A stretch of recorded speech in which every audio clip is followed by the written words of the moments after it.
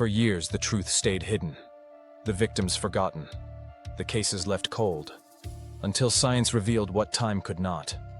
This is Decades in the Dark, where cold cases are brought back to light. It's January 1980 in Englewood, Colorado. A 21-year-old woman is finishing a late shift at her dream internship. She steps off the bus, heading home to her aunt and uncle's house, but she never arrives. The next day, her body is found in a remote field. She had been bound, sexually assaulted, and stabbed to death.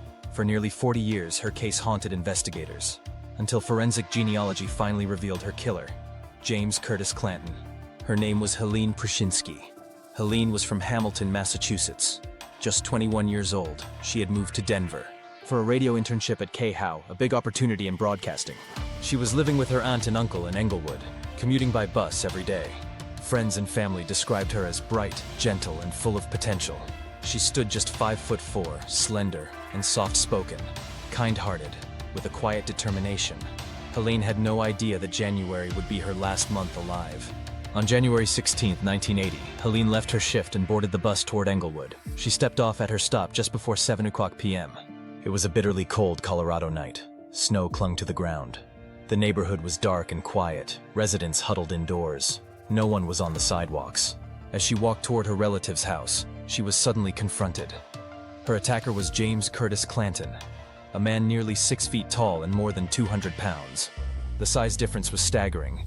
Helene, small and unarmed, had no chance to fight him off. Clanton forced her into his truck at knife point and drove her into the darkness. The next day, January 17th, a grim discovery was made. In a rural Douglas County field, about 20 miles from where she was last seen, Helene's body was found. She had been bound at the wrists, sexually assaulted, and stabbed at least 9 times in the back with a knife. The brutality stunned investigators. The remoteness of the location explained why no one had heard or seen a thing. On that frozen night, there were no witnesses, only silence. This was no random mugging. It was a deliberate, violent attack. Detectives worked relentlessly. They interviewed co-workers, neighbors, bus riders. They mapped her last walk home. Crucially, they collected biological evidence and preserved it. But in 1980, DNA testing wasn't yet available. Without leads, the case grew cold. For years, anniversaries passed with new pleas for information, but no answers.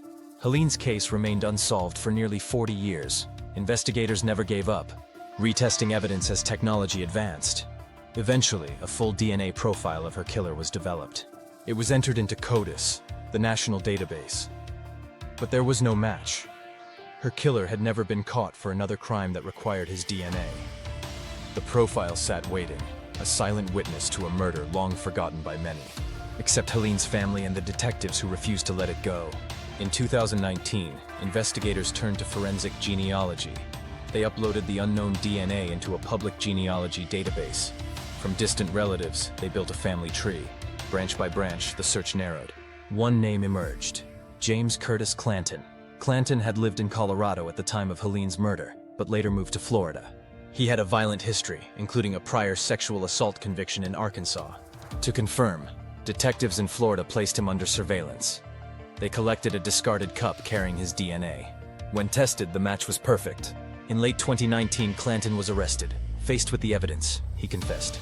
He admitted to abducting Helene at knife point, driving her to the Douglas County field, binding her, sexually assaulting her, and stabbing her to death with the knife he carried. But when pressed on why he killed her, Clanton gave no real explanation. In court, he expressed remorse and said he was sorry, but he never provided a motive. Investigators believe it was opportunistic. He saw a young woman alone, walking home in the dark. He was bigger, stronger, armed, and already a predator. The imbalance of power left her defenseless. Even with a confession, the why behind her murder remains unanswered. In 2020, James Curtis Clanton pled guilty to first-degree murder. He was sentenced to life in prison without parole. But Clanton never lived out that full sentence. In late 2022, just 2 years after his conviction, he died in a Colorado prison at the age of 63. The Department of Corrections confirmed his death but did not release the cause.